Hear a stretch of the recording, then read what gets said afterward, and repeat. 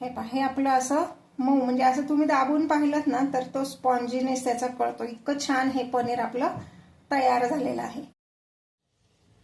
असं केल्यामुळं काय होतं की दूध एकदम फाटत नाही आणि छान मऊ असं पनीर आपलं तयार होतं. नमस्कार, आऊचा खाऊ या युट्यूब चॅनलवर मी मेधा तुमच्या सगळ्यांचं मनापासून स्वागत करते.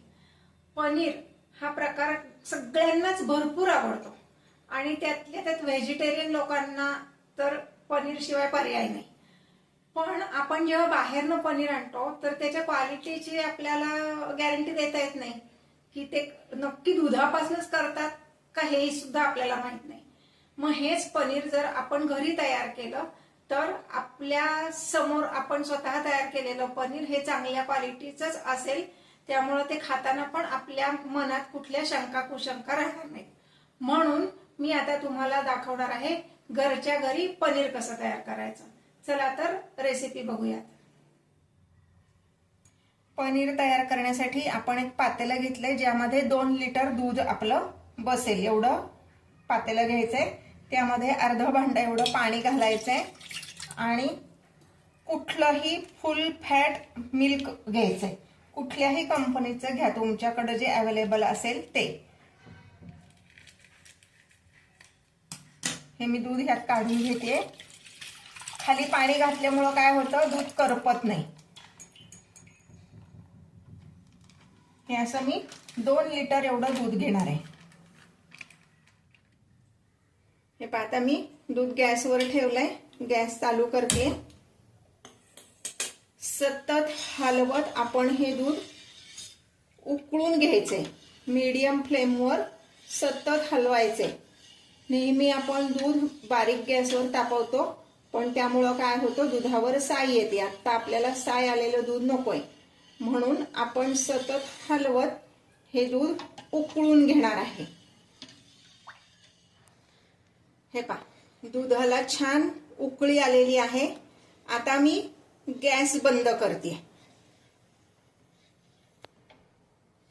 थोडीशी वाफ त्याची जाऊ द्यायची. आता इथे एका वाटीमध्ये मी पाणी घेणार आहे, अर्धी वाटी. थोडंसं पाणी कमी जास्त झालं तरी काही हरकत नाहीये. आणि त्यामध्ये आपला पोहे खायचा जो चमचा आहे त्या चमच्याने आपण साधारण पाऊण चमचा एवढं सायट्रिक ऍसिड किंवा लिंबू सत्व ज्याला म्हणतात ते घालणार आहोत आणि हे सगळं ह्या पाण्यात विरघळवून घ्यायचंय. हे पहा, हे आता व्यवस्थित हे लिंबू सत्वचं पाणी तयार झालेलं आहे. आता हे मी थोडं थोडं करून दुधामध्ये घालणार आहे. हे पहा, गॅस बंद केल्यानंतर एखादा मिनिट असंच ढवळून घ्यायचंय दूध, म्हणजे त्याची जी वाफ आहे ती जरा जाऊन द्यायची आणि मग त्यात आपण लिंबू सत्वचं जे पाणी आहे ते घालणार आहे. पण ते सुद्धा एकदम घालायचं नाहीये, थोडं थोडं घालायचंय.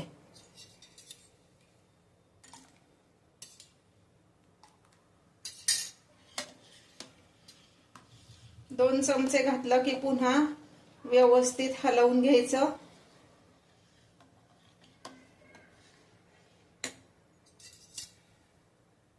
पुन्हा 2 चमचे ते लिंबू सत्वाचं पाणी घालायचं. असं केल्यामुळं काय होतं की दूध एकदम फाटत नाही आणि छान मऊ असं पनीर आपलं तयार होतं. एकदम जर तुम्ही हे सगळं पाणी त्यात घातलं तर दूध एकदम फाटतं आणि त्याचा दगडासारखा घट्ट गोळा होतो. आपल्याला मऊ लुसलुशीत असं पनीर हवंय म्हणून दूध थोडं थोडंच फाडायचंय. तुमच्याकडे जर लिंबू सत्व किंवा सायट्रिक ऍसिड नसेल तर तुम्ही लिंबाचा रस वापरलात तरी चालेल. एका लिंबाचा रस पाण्यात मिक्स करायचा आणि ते वापरायचं. आणि तेही नसेल तर व्हाईट व्हिनेगर वापरलं तरी चालेल. हे पाहता हळूहळू दूध फाटायला लागलेलं आहे. महत्वाची टीप लक्षात ठेवायची, गॅस बंद करून मगच त्यात आपण व्हिनेगर किंवा लिंबू सत्वाचं पाणी किंवा लिंबाचा रस जे काय तुम्ही घालणार आहे दूध फाडण्यासाठी ते गॅस बंद केल्यावर मगच घालायचंय. हे पहा, आता तुम्हाला लक्षात येईल, हे पहा हळूहळू दूध फाटायला लागलंय.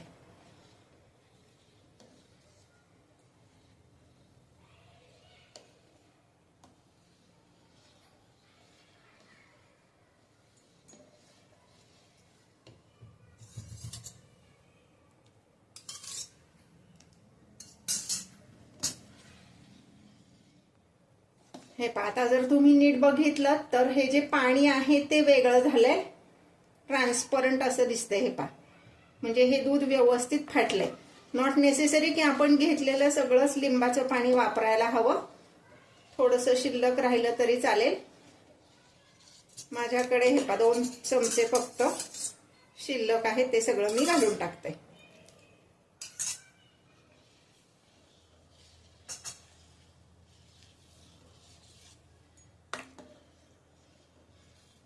आता हे जे आहे हे मी एका पांढऱ्या स्वच्छ कापडामध्ये गाळून घेणार आहे.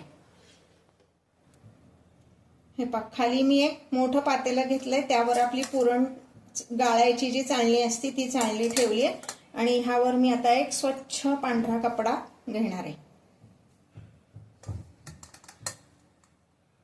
हे पहा, ह्याच्यावर हे असं ओतून घ्यायचं, सगळं सावकाश ओतायचंय. गरम पाणी आपल्या अंगावर उडणार नाही याची काळजी घ्यायची. हे असं सगळं व्यवस्थित गुंडाळून घ्यायचंय. ह्यातलं पाणी सगळं निथळलं पाहिजे. एक छोटी टिप सांगतेय, ती नक्की फॉलो करा, म्हणजे पनीर छान तयार होईल. आता मी दुसरा एक बाउल घेतलाय, त्याच्यावर ती चाळणी मगाची जी होती तीच घेतलीय आणि हे जे पनीर आपण ह्या पांढऱ्या कापडावर ठेवलंय ह्याच्यावर मी आता फ्रीज मधलं पाणी ओतणार आहे.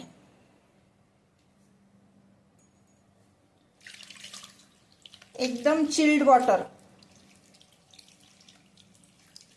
आणि असं हे छान असं बर्फाच्या, म्हणजे तुमच्याकडं हे नसेल तर बर्फाचं पाणी करा. मी 2-3 तास आधी फ्रीज मध्ये पाणी ठेवलं होतं, त्या पाण्याने मी हे धुवून घेणार आहे. त्यामुळं काय होतं,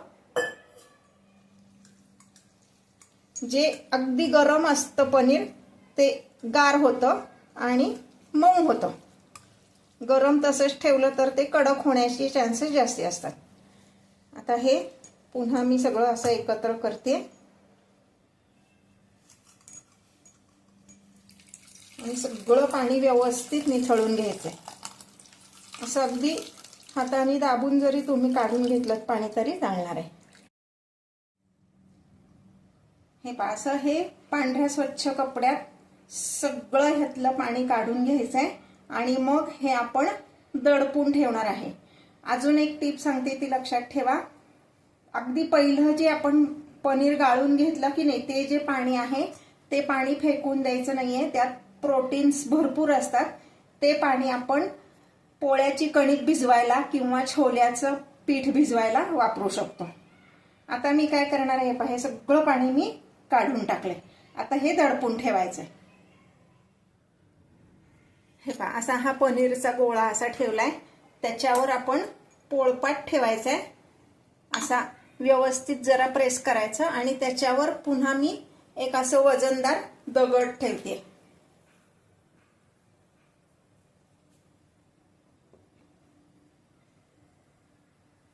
ह्याच्यामुळं काय होईल, त्यातलं जे एक्स्ट्रा पाणी असेल ते खालचं जे कॉटनचं कापड आहे त्यात सगळं ऍब्सॉर्ब केलं जाईल आणि आपलं पनीर कोरडं छान त्याची वडी पडेल. हे किती वेळ ठेवायचं, तर साधारण 3 तास एवढं ठेवायचं. आता आपण 3 तासानंतर बघूया. हे पहा, हे आपलं पनीर तयार आहे. आपण एका पांढऱ्या स्वच्छ कापडात जे दूध फाटलेलं होतं त्यातलं सगळं पनीर काढून घेतलं आणि एका कॉटनच्या कापडावर ठेवून त्यावर वजन ठेवून आपण हे 3 तासानंतर आता बघतोय. 3 तासानंतर आपलं पनीर सगळं व्यवस्थित तयार आहे. मी तुम्हाला आता ह्यातनं काढून दाखवते.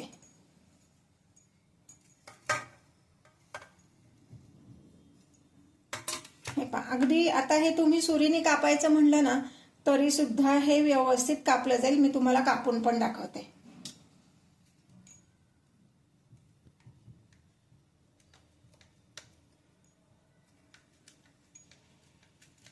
तुम्हाला हव्या त्या आकाराचे तुम्ही हे कापून घेऊ शकता. हे पहा,